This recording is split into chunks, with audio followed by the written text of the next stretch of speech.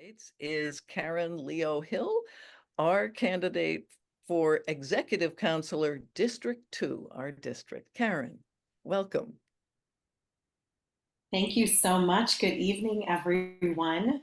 It is really nice to see people and also to have a chance to introduce myself to those who don't know me yet. Um, and I think of the Executive Council as the top of the down ballot, so I suppose it all works out. It's all the down ballot tonight. Um, my name is Karen Liot Hill. I am a 20-year city councilor and the former mayor in Lebanon. For the last 8 years, I've also served as Grafton County Treasurer. I'm really excited to be running for Executive Council District 2, following in the footsteps of Cindy Warmington. And since part of District 2 used to be District 1, also following in the footsteps of Mike Ryans and Ray Burton. On the campaign trail, I've been sharing the story of my mother, Lynn, who died when I was 6 years old.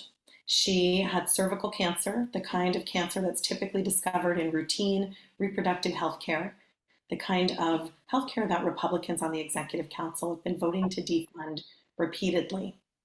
Now, when my father was left with three kids under the age of 7, he was able to keep our family and his small roofing business afloat thanks to the help of Social Security. Later on, as a young single college student, my daughter Marina was born 10 weeks early, and I was able to go back to college with an infant and finish my studies thanks to the help of Medicaid that covered her 5-week stay in the neonatal intensive care unit. I know firsthand the power of government to improve people's lives. It's why I've dedicated my career to public service. It's why I'm so passionate about government. It's why I'm so excited to have this chance to bring my skills, my knowledge, and my experience to the state level as executive counselor. So I will talk very briefly about what the Executive Council is, because I don't want to miss a chance to help educate about this most important but very obscure institution in New Hampshire, because I really want to talk about why I'm so excited to be on the ballot this November in this historic election. So the Executive Council is an additional check and balance on the governor. It's unique to New Hampshire. When I talk about it, I use the word CARS, contracts, appointments, roads, and services. Contracts, all state spending over $10,000 is voted on by the Executive Council. Appointments to state boards and committees, the commissioners of state agencies, like the Public Education Commissioner who needs to be replaced. And all judicial appointments go through the Executive Council. And R is for roads, infrastructure, the state's 10-year highway plan, roads, bridges, trains, airports, public transportation, all go into the state's 10-year highway plan, and that's the role of the Executive Council to manage and maintain that plan. And lastly, services. So it's a lot of constituent services, connecting people, nonprofits, municipalities with the right people in state government to get answers to their questions. I'm excited to do this work. I'm really excited to be on the ballot this November in particular. The top 5 people on the ballot, for most of us, but for the top 4 people in Executive Council District 2 on the ballot are Kamala, Joyce, Maggie, and Karen. It's historic. The first time in history that the first 4 names on the ballot will be women. And in Senate District 5, Sue Prentice's district, it will be the top 5 people on the ballot. I am so excited, but I'm equally excited about being on the ballot with everyone on with everyone on the down ballot, because I know that when we elect people, when we send Sue Prentice back to the Senate, when we send Stu Green to the Senate to help make a majority there, when we send back all of our incredible state reps, and I see we have some of them with us tonight, Tom Corman, Susan Almy, and I'm sure there are others as well, and I can't look too quickly, but when we send back our reps, when we send new ones, when we send Jolene from Orford, and we send Tim Karen, in 1 minute. Burlington, thank you, then we're going to be able to do great things in New Hampshire. We're going to be able to repeal the public voucher, the voucher scheme that is taking public dollars out of public schools. We're going to be able to not just protect, but expand reproductive freedom in New Hampshire and codify Roe. We're going to be able to actually make progress on housing and childcare. We're going to step up and we're going to be leaders in the fight against climate change. And we are going to be able to replace Frank Edelblut as the Commissioner of Public Education. For all of these reasons and so many more, I am so excited to be on the ballot this November. I appreciate all of the work that you are all doing. I know many of you have already been on the doors. I am committed to knocking doors almost every day between now and the election because it's so important. So I hope that you'll join me and let's make history this November. Thank you so much, Karen. Deb Nelson, do you have questions that people have posted for Karen? I do. And I will just say there's a little bit of a conversation going on with people asking if the governor can votes as well, which I understand is no, and if he can override council decisions, which I understand is no. So happy to talk about it. Sure. Yep. So I've got a question I want to ask you really, and you can add that in too.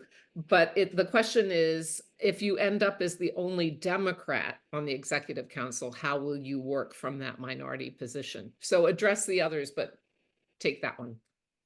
Sure, yeah. And, I think Cindy Wormington has really been giving us a master class in this over the last 4 years, as she's been the lone Democrat. And I think there are 2 examples that I'll give that I think I've been attending all the executive council meetings for the last year, but I've been following her, this whole time. And you might remember, so here's 2 examples I think that are really good. The first one, toward the beginning of COVID, there was federal funding for vaccines. And the executive council refused to accept those federal dollars, meaning that we were not getting those vaccines. They were being prevented from going to people who needed them. So Cindy raised such an outcry that ultimately the executive council reversed its decision and accepted those funds and finally, got those shots in arms.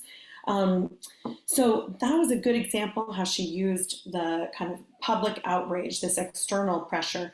Another example that's a little different is another example of federal funds, $100 million of federal funds, stimulus funding that was available for housing. And the governor brought it to the executive council thinking that, assuming that he would have a 4-to-1, with the 4-to-1 Republican advantage, he would be able to just have the executive council rubber stamp his housing plan.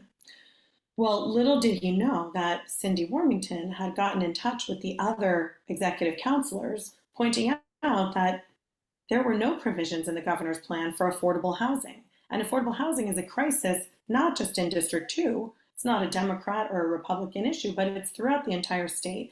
And so Governor Sununu realized at that executive council meeting that not only did he not have a rubber stamp, he didn't have a single vote.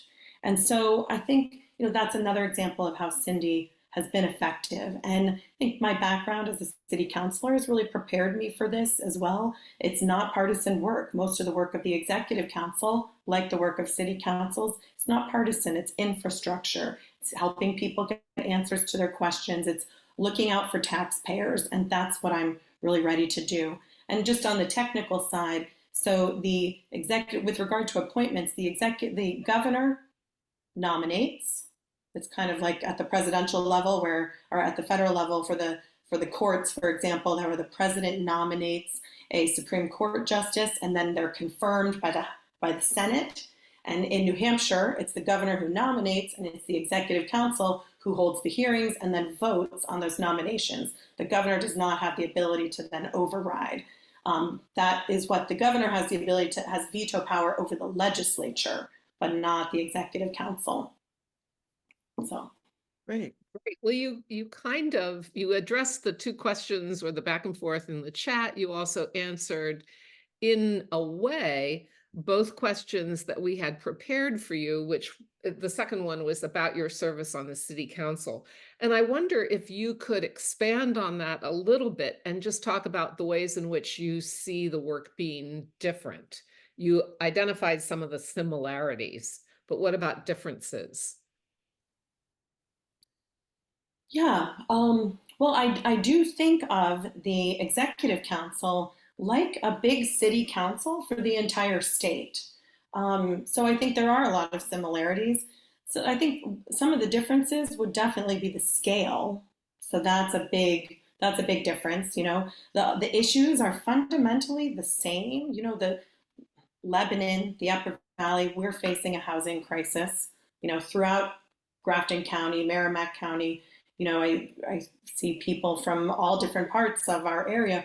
We're facing a lot of the same issues. So housing being a big one, but also public education, another big one, you know. And so I think the big difference is that instead of looking at this in a as a municipality or on a regional way, you have to look at it at the whole, even at the next level out at the state level. And the state, though, you know, when you do look at it, the state is a composite of a lot of different regions. So even in my executive council district, some of the big regions are, we've got the Upper Valley, more broadly speaking, the Concord area, kind of big area there, and the Keene area, and the North Country, Littleton and up there. And so I think there are a lot of similarities and similar issues across the state. And but the difference is going to be looking at it at the state level as opposed to kind of from the macro as opposed to the micro. Thank you.